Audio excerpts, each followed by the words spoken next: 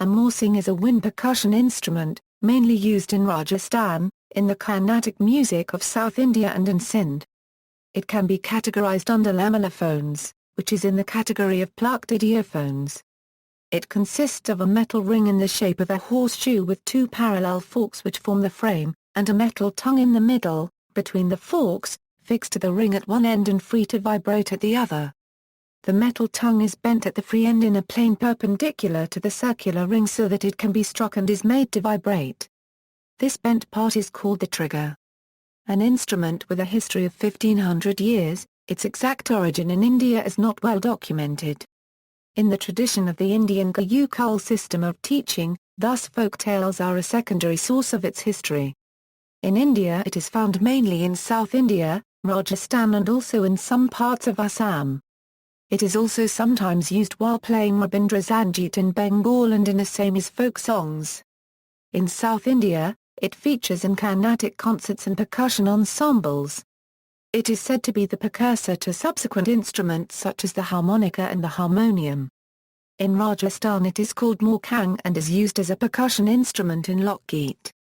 It was often used in Hindi cinema by music directors like R.D. Burman and S.D. Burman, and has resurfaced in the 20th century, with street performers like Varun Singh playing it in a renewed style.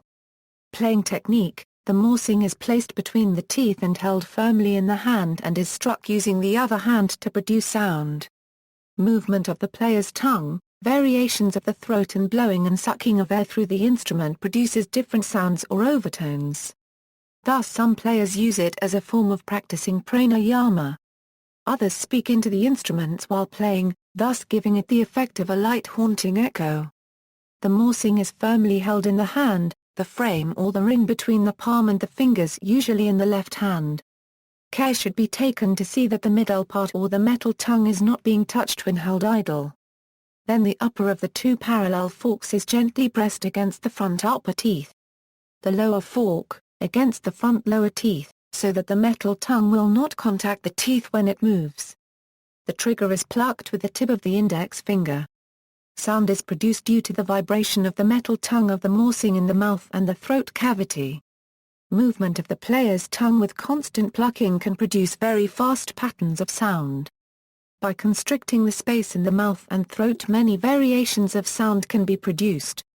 While traditionally made of iron, variants can be made from wood, bone, and even plastic and credit cards. Tuning: the basic pitch of the instrument can be varied very little. Significantly, the pitch of the instrument can only be reduced and not increased. To reduce the pitch a little, beeswax can be applied on the plucking end. To increase the pitch, it can be filed, although this may damage the instrument. Advanced playing and the art of accompaniment: as the morsing is played most of the time along with the mridangam or dhol, it is necessary to know the syllables or oral interpretation of what is played on mridangam. It is important to know the oral representation of the ferns played on mridangam as it is being silently recited while playing the morsing. This vocal art of reciting the syllables played on the mridangam is called konakal. But while playing on morsing you don't actually make sound of reciting the syllable but just move your tongue that way so that the air passages gets blocked and cleared in a pattern so as to produce the sound of the ferns.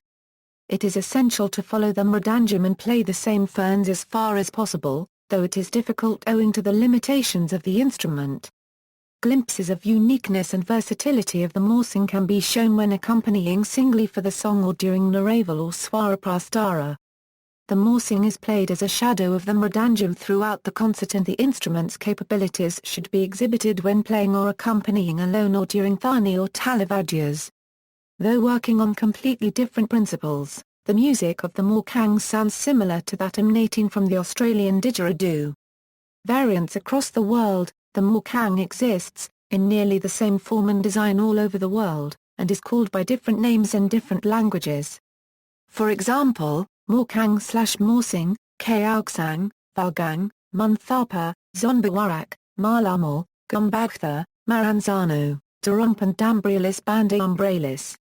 It may have spread and been shared between countries through the ancient trade routes between Asia and Europe, including the Silk Route.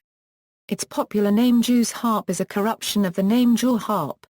Masingists, players of the Morsing/jaw harp are sometimes called masingists. Current-day players include Varunzinge, Autalpileg, Valentinas, Vyaslavas, the Barma Boys and a number of Rajasthani folk music players from the traditional entertainer tribe of Lagars. Masingists from earlier eras include Abraham Lincoln and the Russian Tsar Peter the Great. Other masingists include Pirashanath Thevaraja, Sriranjam Kannan, Delia Krishnan Bajanki 5 Ravi Karan, T.S. Nandakumar, Nayotinkara Krishnan. Interestingly, playing the Jaws harp was forbidden during Stalin's regime in Russia due to its close ties with shamanism. Shamans believed that the Jaws harp could take a person to the world of spirits. References. See also: jaw harp, lamellophone. External links: Morsing at carnatica.net, Morsing at mridangam.com.